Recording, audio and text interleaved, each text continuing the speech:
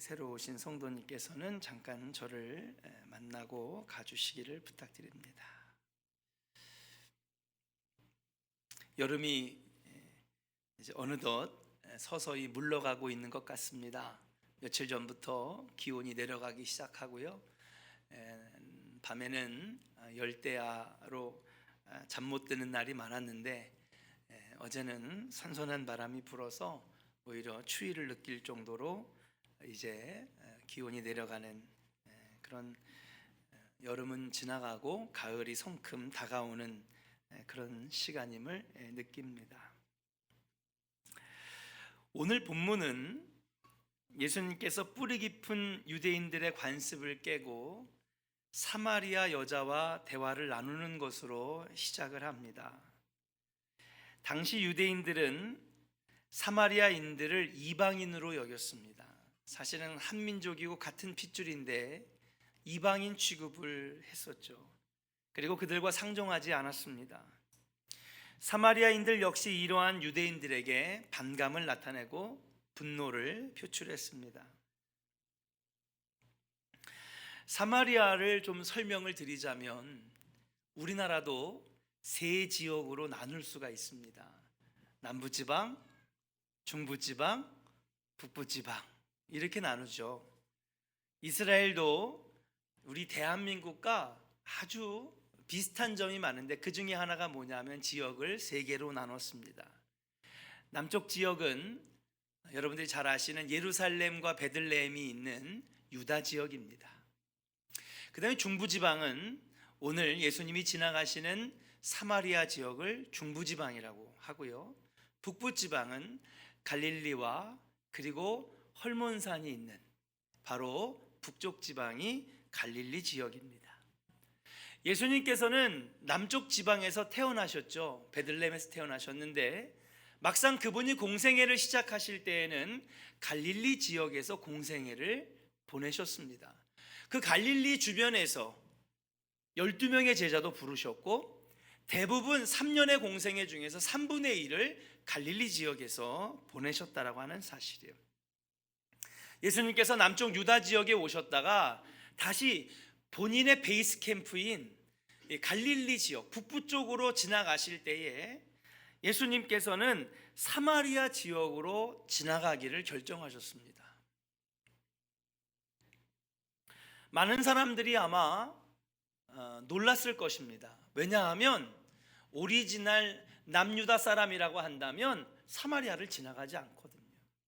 그 이유는 여기에 있습니다. 기원전 722년에 여러분 북이스라엘이 먼저 멸망을 당하는데 아수르 지금의 시리아인들에게 멸망을 당합니다.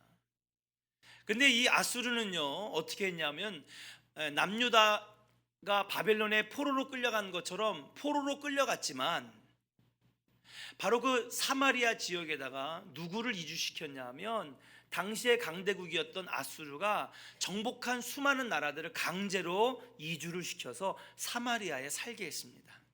그리고 각 수십 개의 나라와 민족들에게서 온 사람들과 강제로 이 사마리아 지역에 있는 이 유다 백성, 유대인들, 이스라엘 백성들과 강제로 결혼하게 해서 무려 3대에 걸쳐서 여러분 3대면은요 한 세대가 30년이라고 하면 여러분 3세대면 거의 100년 가까이 강제로 결혼을 시켜가지고 거의 모든 사람들이 혼혈 족속으로 만들었다라고 하는 사실이에요. 이걸 보면서 유다인들이 너네들은 우리 이스라엘 백성들을 더럽힌 백성들이다. 너희들은 율법을 따라할 이유가 없다. 자격이 없다. 왜냐하면 성경엔 분명히 이방인들과 결혼하지 말라고 했는데 그들과 결혼했으며 그리고 거기서 자녀를 낳았으며 어쩔 수 없이 그들에게 굴복했기 때문에 너희들은 더럽혀진 백성이다라고 하면서 그들을 배척했다는 것이죠. 유대인들은 이 중부지방에 있는 사마리아인들을 같은 선민으로 인정하기를 거부했습니다.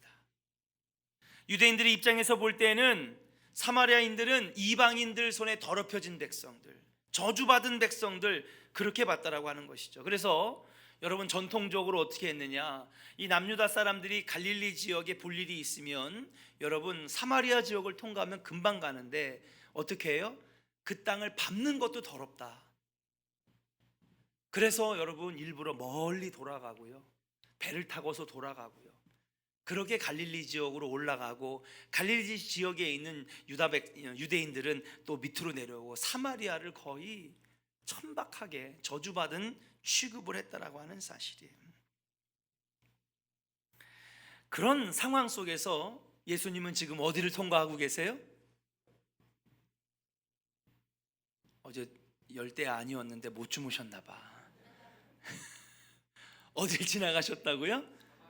예, 여러분 누가 봐도 안 그래도 지금 예수님을 못 잡아먹어서 안달인데, 율법주의자들, 바리새인, 사두개인들이 그냥 예수님을 비난하기에 바빠 죽겠는데, 안 그래도 지금 막 여기저기에서 모함하고 험담하는 그런 상황 속에서 분명히 사마리아 지역을 지나가면 예수님을 공격할까요? 공격하지 않을까요?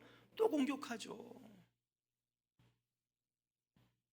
안식일에 병자들을 일으키고 병든 자들을 고쳐주시는 것만으로도 지금 막 엄청난 공격의 대상이고, 성전을 더럽혔다, 신성을 모독했다, 예수님을 죽여야 된다, 그런 상황에 있는데 사마리아로 지나가시면 분명히 더 큰 비난거리가 되고, 그렇게 예수님은 공격당할 것을 뻔히 알면서도 오늘 예수님께서는 제자들과 함께 사마리아 지역으로 들어가셨어요. 자, 이렇게 공격받으실 것을 알면서도 왜 예수님께서는 사마리아 지역으로 들어가셨을까? 그 이유는 과연 무엇일까?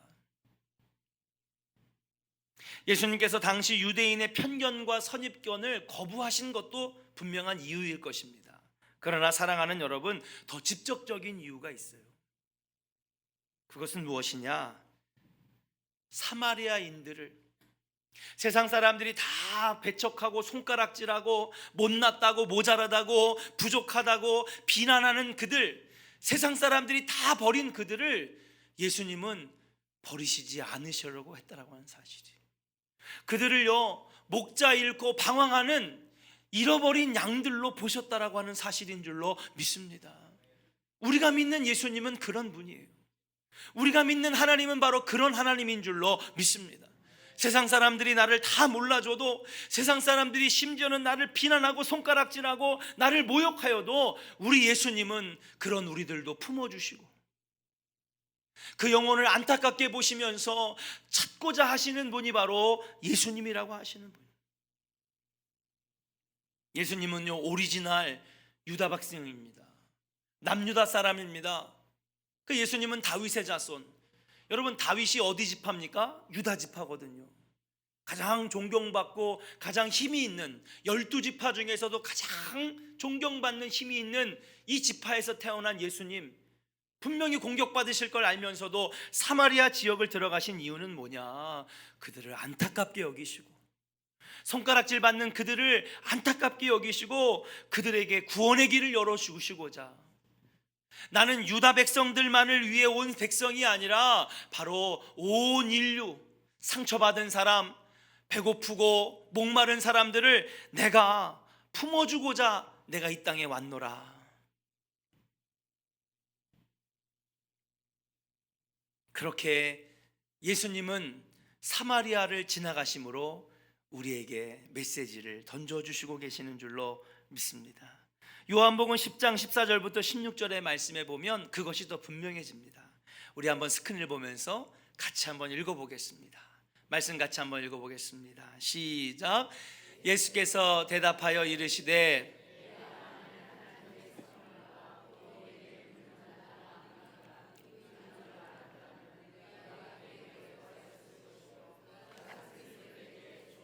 그게 아닌데요. 10장 14절인 참 이게 중요합니다. 방송이.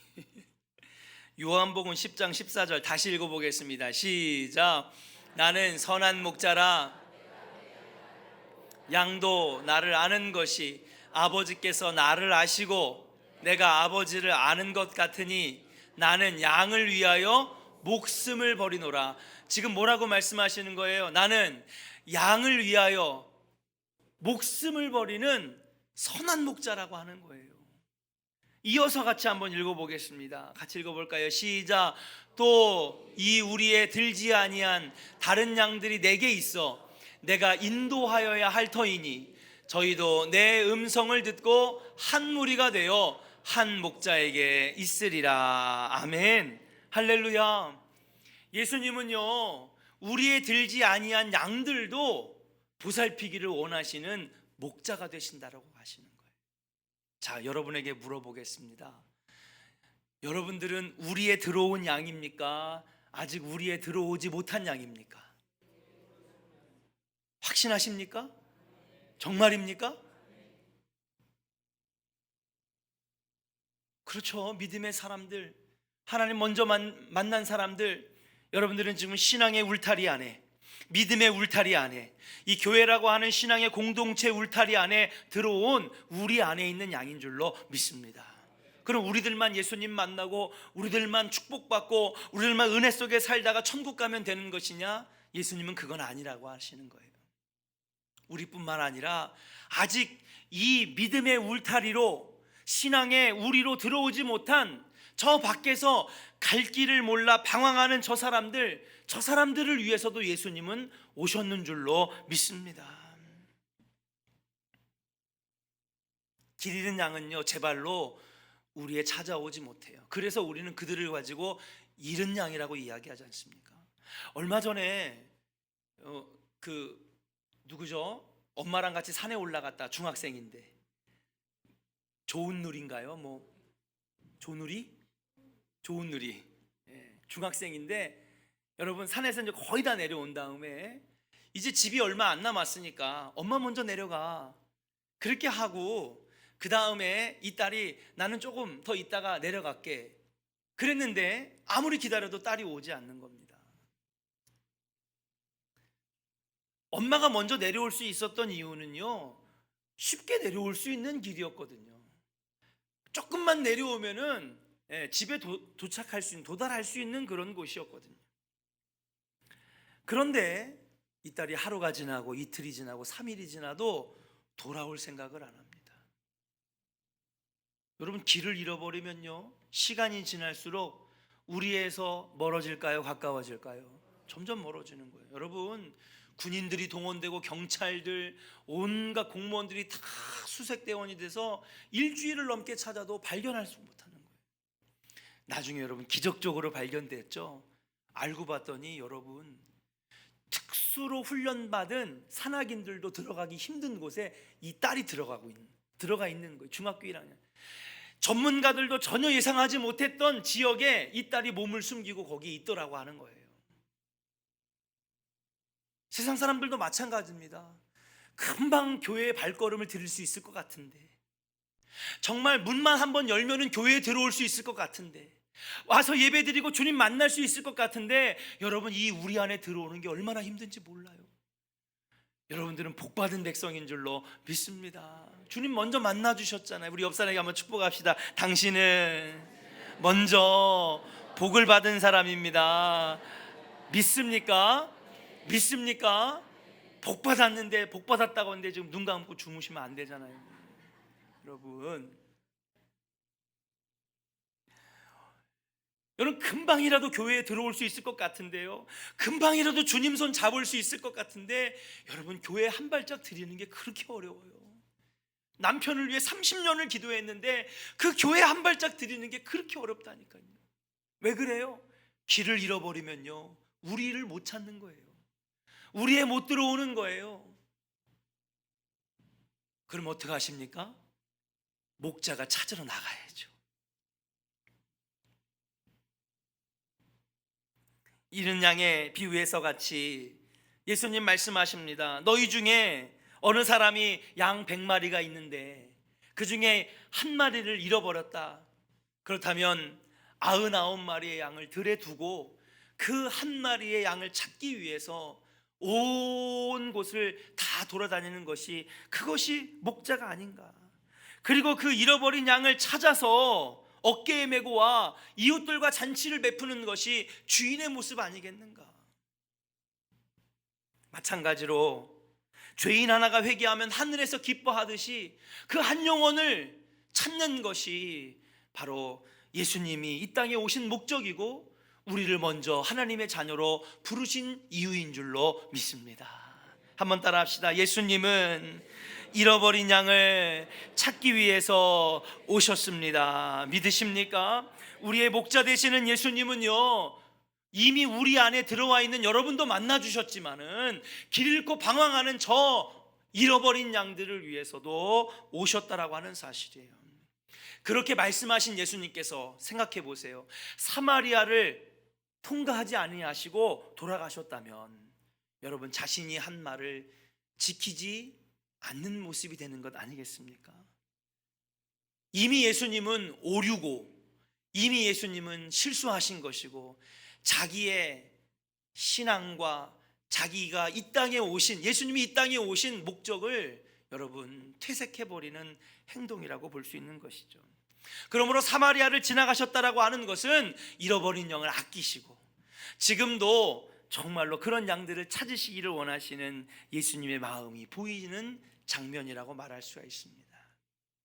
아까 여러분들에게 한번 여쭤봤죠. 여러분들은 과연 우리 안에 들어온 양입니까? 근데 저는 우리가 한번 심각하게 고민해 봐야 돼요. 과연 나는 이미 우리 안에 들어와 있는 양인가? 교회에는 나오지만은 신앙생활은 하지만은 오랫동안 습관처럼 교회는 나왔지만은 혹시 내 영혼은 아직도 방황하고 갈 길 몰라 헤매고 있는 정말 은혜 안에 믿음의 울타리에 아직 들어오지 못한 그러한 양은 아닌가? 우리 한번 깊이 고민해 봐야 될 줄로 믿습니다.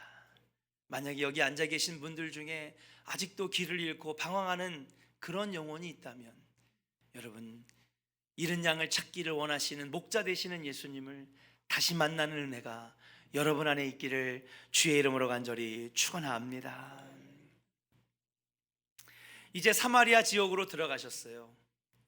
예수님께서는 제자들과 함께 정오쯤 되었을 때에 사마리아 수가성이라고 하는 데를 들어가셨습니다. 제자들은요 먹을 것을 구해오겠다고 시장으로 다 떠나갔고요, 예수님 혼자 마을 어귀에 있는 우물가에 앉아 있었습니다. 그 우물은 아까 여러분이 본문에 읽었던 것처럼 야곱이 우리에게 물려준 우물이다 그래서 일명 야곱의 우물로 불려지고 있는 우물이었습니다. 사마리아인들은 조상 야곱이 그 우물을 파서 그들에게 물려주었다고 믿었습니다. 그런데 조금 있으니까 한 사마리아 여자가 물을 길러 왔어요. 7절부터 10절의 말씀을 보니까 예수님께서는 그 여자에게 물을 좀 달라고 하십니다. 우리가 읽진 않았지만은 물을 좀 달라고 하십니다. 그러자 여자가 대답하기를 당신은 유다 사람인데 어찌하여 사마리아 여자인 나에게 물을 달라고 하십니까? 오히려 되묻고 따지고 있어요. 여자의 말 속에는 놀라움이 있는 것입니다. 또 아니 당신 지금 나를 조롱하는 겁니까?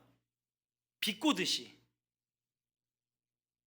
나를 지금 데리고 장난치는 겁니까? 라고 하는 어감이 느껴지기도 하는 대목입니다. 이 예수님께서 말씀하십니다. 내가 만일 하나님의 선물과 또 내게 물 좀 달라 하는 이가 누구인 줄 알았다면 내가 그에게 구하였을 것이요 그가 생수를 내게 주었으리라 라고 이야기하고 있어요. 우리 한번 7절부터 10절까지 한번 보면서 말씀을 한번 읽어보겠습니다. 같이 읽겠습니다. 시작. 사마리아 여자 한 사람이 물을 기르러 왔는데 예수께서 물을 좀 달라 하시니 이는 제자들이 먹을 것을 사러 그 동네에 들어갔음이로라.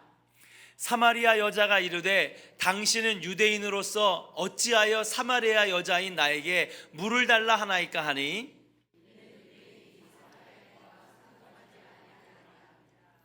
예수께서 대답하여 이르시되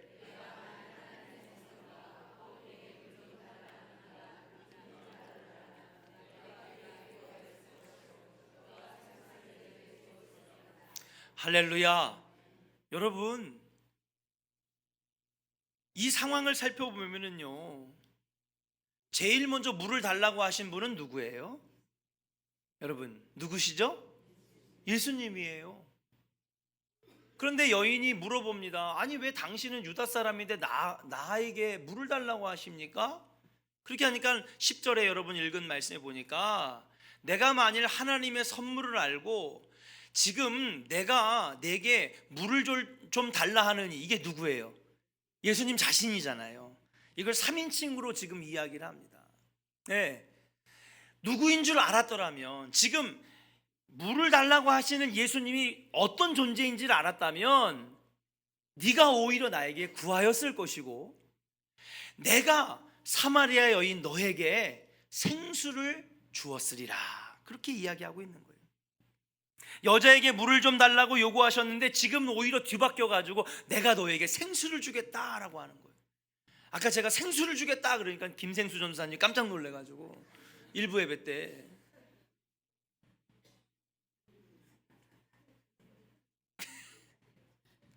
하도 주무시니까 제가, 여러분 이상하잖아요. 본문이 그렇잖아요. 상황이 이상하지 않습니까?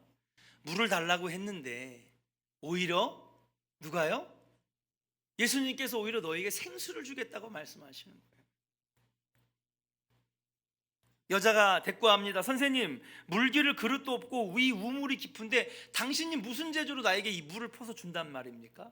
이 여인은 아직까지도 생수의 의미를 잘 몰라요. 이 생수가 어떤 생수인지를 지금 모르고 있는 거예요. 나는 지금 바구니도 있고 물 기를 수 있는 도구가 있지만 당신은 아무것도 없이 그냥 맨몸인데 무슨 수로 나한테 물을 줍니까? 당신이 목말라 보이는데요. 그리고 이 우물은요, 야곱이 우리에게 준 물입니다. 이것은 야곱이 먹었고 자신의 아들들과 그리고 후손들이 먹었고 짐승이 다 먹었는데 당신이 야곱보다 위대한 분입니까? 그렇게 11절 12절에 이야기를 하니까 예수님이 이렇게 말씀을 하십니다. 14절 같이 한번 읽어볼까요? 13절 14절 같이 읽어보겠습니다. 시작. 예수께서 대답하여 이르시되 이 물을 마시는 자마다 다시 목마르려니와 내가 주는 물을 마시는 자는 영원히 목마르지 아니하리니 내가 주는 물은 그 속에서 영생하도록 솟아나는 샘물이 되리라. 아멘. 너가 지금 기르러 온 물은요, 제가 이거 지금 한 3모금 마셨거든요. 지금 또 마시고 싶어요. 갈증이 나니까요. 세상의 물은 이렇습니다. 마신 다음에 또 1시간 정도 지나서 몸에서 수분이 빠져나가면 또 목마른 거예요. 세상의 물은 그렇대요. 근데 예수님이 준비하신 이 생수는요, 우리를 영원히 목마르지 않게 한다는 거예요. 여인이 찾고자 했던 물은 세상의 물이지만 예수님이 주시려고 했던 물은 영혼의 생수인 줄로 믿습니다. 한낮의 우물가에 사마리아 여인을 만나시는 모습은 무엇을 의미할까요? 세상에서 얻는 행복은 물을 마셔도 다시 갈증이 나는 것처럼 세상의 행복은 일시적이라고 하는 사실이에요. 이 세상에 주는 행복은 다 그런 것입니다. 사람은요, 누구나 목마름이 있어요. 채워도 채워지지 않는 이 목마름이 있다라고 하는 사실이. 야곱의 우물에 물길러 왔던 이 여자는요, 아마도 자신의 인생에 끊임없이 주어지는 이 목마름을 어떻게 해결하려고 했느냐, 아마 사랑으로 또는 애정으로 이 목마름을 해결하려고 했던 거예요. 목사님, 저는요 목마름이 없는데요. 여러분, 그런 목마름이 아니라 인생에 늘 뭔가 부족한 것, 뭔가 마음에 공허한 것, 뭔가 채워지지 않은 갈망, 이 영혼의 목마름을 이야기하는 것입니다. 그냥 단지 한 잔의 물로 갈증을 해결하는 것이 아니라 우리 인생은 하느님 나라 갈 때까지 늘 목마름에 시달린다는 거예요. 근데 이 인생의 목마름, 영혼의 목마름을 이 여인은 사랑이나 애정으로 어떻게 채워보려고 했던 것 같아요. 여러분, 이 본문을 잘 아시기 때문에 성경을 더 이상 읽지 않겠습니다. 그냥 여러분들이 이 본문을 다 아실 거예요. 이 여인은 몇 번을 결혼했어요? 5번을 결혼했습니다. 율법에 의하면 남자가 아내를 싫어하면요 이혼 정서를 써주고 이혼을 합니다. 이상한 일이 아니에요. 그리고 그렇게 이혼을 한 여인은 또 다른 남자와 재가할 수 있는 것이 여러분 율법입니다. 그래서 아무런 해가 되는 것이 아닙니다. 이상할 일이 없습니다. 그러나 놀라운 것은 무엇이냐면요, 한두 번의 재혼이 아니라 5번이나 재혼을 했고 지금 사는 남자는 6번째 남자라고 하는 사실이에요. 어떤 목사님들은 막 이 여인을 비난합니다. 아니 어떻게 행실이 온전하지 못해가지고 5번이나 결혼을 할까? 근데 예수님은요 편견과 선입견에 사로잡히신 분이 아니었어요. 그랬다면 사마리아에 들어오시지도 않았겠죠. 그랬다면 이 여인을 만나주시지도 않았겠죠. 편견의 눈으로, 선입견의 눈으로 보셨다면 이 여인과 가까이 하지도 않으셨을 것입니다. 그러나 예수님은요 그 여인의 안타까운 마음과 목마른 영혼을 보신 거예요. 얼마나 인생이 목말랐으면, 얼마나 그 영혼이 목말랐으면 5번이나 남자를 만나면서 그 목마름을 채워보려고 했을까? 아마 그 여인은 이렇게 생각했을 거예요.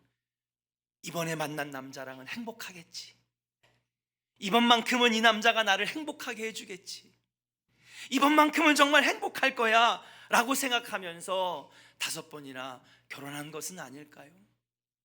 정말 행복하고 싶어서, 정말 행복하게 살고 싶어서, 정말 이 영혼의 목마름을 해결하고 싶어서. 매번 목마를 때마다 물을 들이키며 할증을 해소되기를 기대하는 것처럼 그렇게 이 여인은 남자의 사랑을 받으면서 그렇게 행복해지기를 원했지만은 그런 일들은 일어나지 않았고, 그리고 지금 다른 사람들의 시선을 피해서 태양볕 속에서 이 물을 기르러 왔다라고 하는 사실이에요. 저는 캘리포니아에 살아서 고온 건조한 곳에 살았습니다. 올해 35도, 37도 올라갔잖아요. 그런데 로스앤젤레스는 50도 가까이 올라갑니다. 예, 놀라지도 않으시네요. 예, 50도면요 여러분 살이 익어요. 쓰러집니다. 이 팔레스타인 지역도 캘리포니아랑 비슷합니다. 고온 건조입니다. 그래서 거기는 특징이 있어요. 낮에는 많이 돌아다닐까요, 안 돌아다닐까요? 많이 안 돌아다녀요. 햇빛이 너무 세니까요. 그래서 정말 여러분 이 선글라스가 미국에서 만들어졌는데 왜 만들어졌는지 아십니까? 햇빛이 너무 강해가지고요. 그래서 선글라스가 만들어진 거예요. 1년에 30일밖에 비가 오지 않습니다. 나머지 11달은요 그냥 매일 눈 뜨면 맑은 하늘, 눈 뜨면 맑은 하늘. 낮에는 사람들이 다니질 않습니다. 주로 아침이나 저녁 때 활동을 많이 하고 낮에는 차를 타고 다니거나 아니면 그늘 밑에 들어가 있으면 시원해서 크게 더위를 느끼지 않는 것이죠. 그런데 이 여인은 그렇게 자신의 영혼의 목마름을 해결하지 못하고 결국은 남자의 사랑을 통해서, 사랑받는 걸 통해서 해결해 보였지만 실패를 연속하다가 결국은 다른 사람들의 시선을 피해서 한낮 더울 때에 물을 기르러 왔다라고 하는 사실이에요. 사랑하는 성도 여러분, 사람에게는 세상이 주는 행복으로 해결할 수 없는 본질적인 목마름이 있는 줄로 믿습니다. 그리고 이 본문에 있는 사마리아 여인은 남녀 간의 애정과 사랑을 통해서 해결하려고 했지만은 결국에는 여러분 해결하지 못했다라고 하는 사실이에요. 아마 오늘 이 설교를 들으면서 나는 사마리아 여인하고는 달라 라고 아마 생각하시는 분들도 있을 것입니다. 그러나 아닙니다. 사마리아 여인이나 이 앞에서 설교하는 저나 여러분 설교를 듣는, 예배를 드리는 여러분들이나 우리는 모두 똑같아요. 여러분 우리는 늘 공허함과 싸워야 되고 목마름과 싸워야 되고 늘 허탈함과 싸워야 된다라고 하는 사실이에요. 우리 모두는 다 이 사마리아와 똑같은 처지에 놓여 있는 사람들입니다. 멜로드라마 좋아하세요? 드라마 많이 보시는 분? 이명주 집사님 요즘 보시는 드라마가 뭐야? 닥터 요한. 딱 나오잖아요. 그 멜로드라마예요? 사랑 이야기도 있죠. 살짝 아직 안 나왔대요, 여러분. 왜 아내들이 멜로드라마를 좋아하는지 아십니까? 여러분? 예. 내가 못 해본 사랑, 내가 못 받은 사랑, 그게 드라마에 나오거든요. 내가 못 해본 거품 키스, 솜사탕 키스, 뭐 이런 거 나오면 청년들 열광합니다. 내가 못 받고 있는 사랑을 갈망하게 만들고 대리만족 시켜주기 때문에 여러분, 아내들이 드라마를 좋아한대요. 근데 요즘은 사정이 바뀌었어요. 여러분, 5, 60대 남편들이 먼저 리모컨을 달라고 그래가지고 남편들이 먼저 드라마를 튼대. 왜 그래요? 사랑을 못 받았어. 그러니까 남자들도, 여러분, 그래서 저는 요즘에 만나는 분들마다 막 그런 얘기를 해요. 목사님, 저 드라마보다 많이 울어요. 목사님들도 드라마보다 우신대. 그래서 속으로, 아휴, 집에서 사랑을 못 받으니까. 옛날에 아내들이 그냥 남편들 스포츠 보려고 그러면 리모컨 뺏어가지고 드라마 봐야 된다고. 익숙한 풍경이죠? 저도 그런 익숙한 풍경 속에서 있었습니다.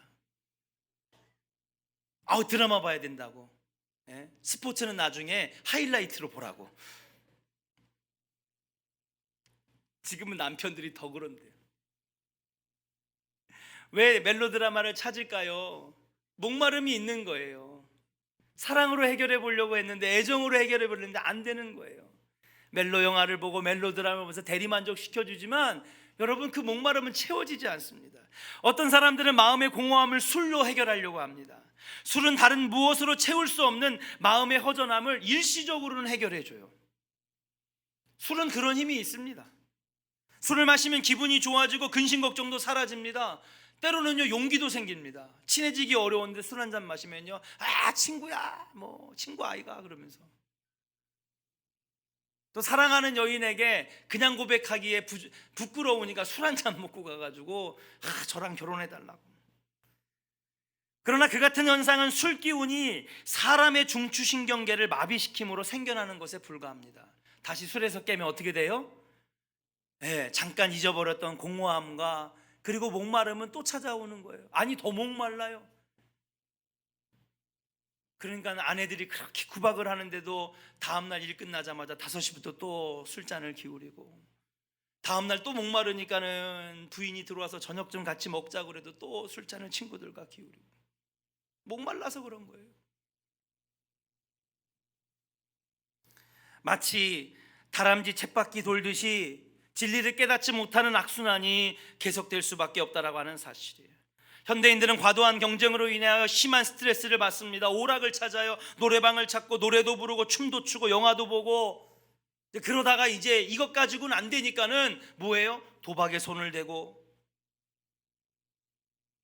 어저께 YG 엔터테인먼트의 대표인 양현석, 라스베가스에서요 10억, 15억 그냥 계속 자주 가서 자기 회사 돈을 그건 횡령이죠. 아무리 대표고 회장이지만은 회사 돈을 갖다가 하나로 가져가서 현지에서 달러로 바꿔준대요.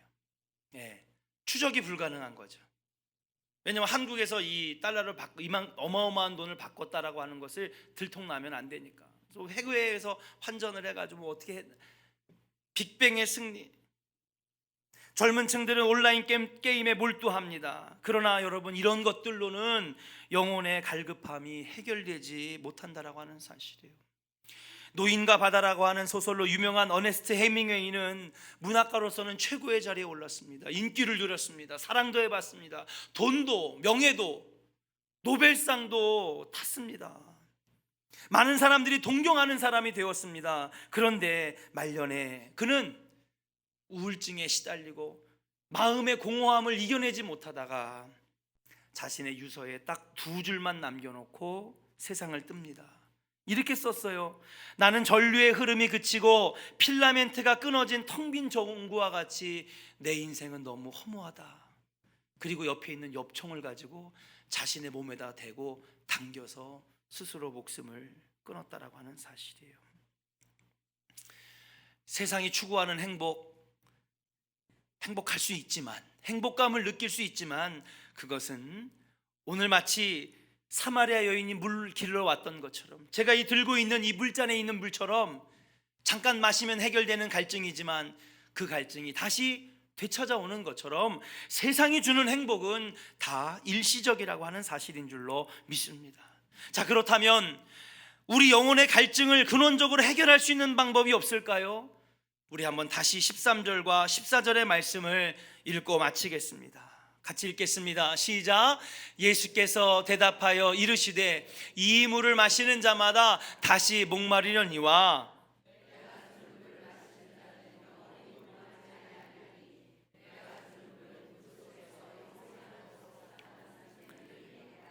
할렐루야. 사랑하는 여러분, 예수님 다시 만나기를 주의 이름으로 간절히 축원합니다. 예수님을 만난 사마리아 여인에게 영혼의 생수를 주시겠다고 약속하고 계시는 거예요. 예수님과 멀어진 성도님들 있죠? 마음에 성령이 떠나간 성도님들 있죠? 은혜의 감격과 말씀의 감동을 잃어버린 성도님들이 있죠? 자꾸 사람의 말로만 들리고 하나님의 말씀으로 들리지 않는 설교, 예배를 드려도 감동되지 않는 예배,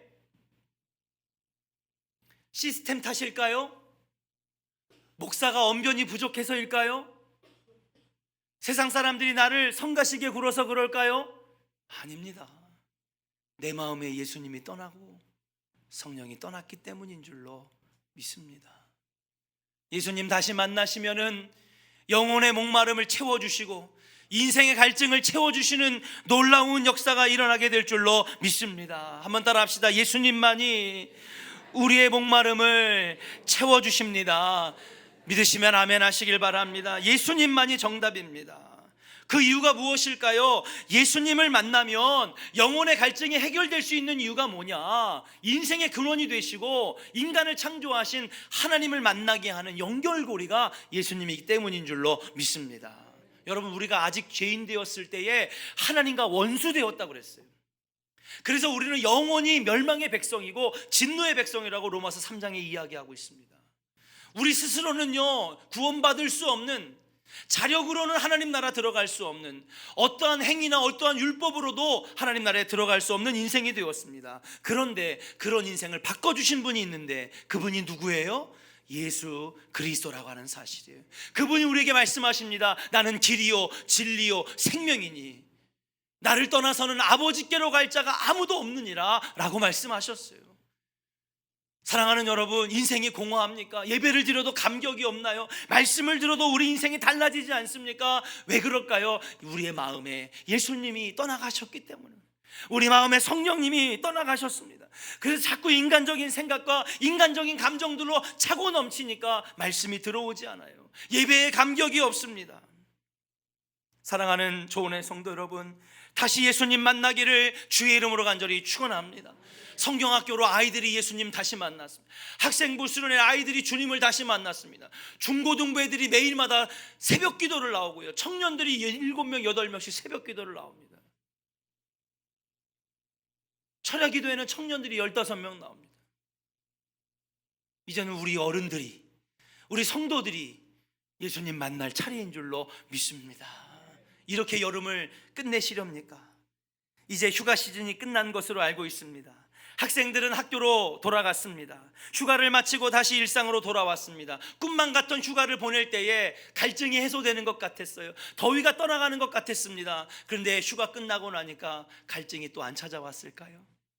여전히 덥고 여전히 빡빡하고 여전히 신경 쓸 거 많는 스트레스 속에서 살아가는 것이 우리의 현실인 줄로 믿습니다. 짧은 휴가가, 시원한 수영장이 우리의 영혼의 갈증을 해결해 주지 못한다라고 하는 사실. 여러분 마음에 잃어버린 예수님의 자리를 다시 만드시기를 주님의 이름으로 축복합니다. 그리고 그 만든 자리에 예수님을 다시 모셔오기를 주의 이름으로 간절히 축원합니다. 그냥 살아있는 것만으로도 기쁘고 그냥 숨쉬는 것만으로도 감사한 은혜의 감격이 다시 여러분에게 채워질 줄로 믿고 예수님 다시 만나는 은혜가 여러분 안에 있기를 주의 이름으로 간절히 축원합니다. 우리 옆 사람에게 약속하면서 축복합시다. 예수님 다시 만납시다.